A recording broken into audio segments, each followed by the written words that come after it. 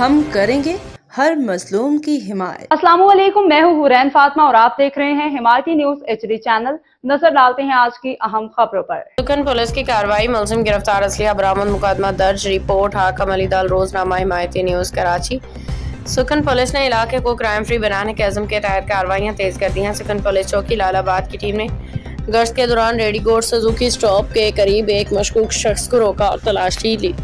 ترجمان کے مطابق دوران تلاشی ملزم کے قبضے سے ایک پستول اور 4 زندہ راؤنڈ برآمد ہوئے۔ مزید تحقیقات میں معلوم ہوا کہ ملزم پر پہلے سے بھی کئی مقدمات درج ہیں۔ سکھن چوکی انچارج طاہر خان اور ان کی ٹیم نے کارروائی کرتے ہوئے ملزم کو موقع پہ گرفتار کیا ہے۔ پولیس کے مطابق ملزم کی شناخت زیب ولدی دار علی کے نام سے ہوئی ہے، جس کے خلاف اسلحہ ایکٹ کے تحت مقدمہ درج کر کے کیس تفتیش کے حوالے کر دیا گیا ہے۔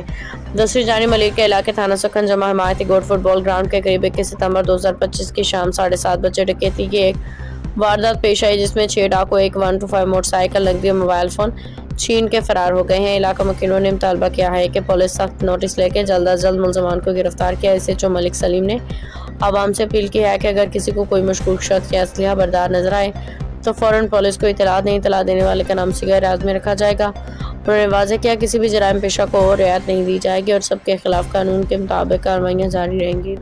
باخبر رہیے ہر جگہ ہر وقت، جانیے ملکی و غیر ملکی حالات و واقعات یقین کے ساتھ۔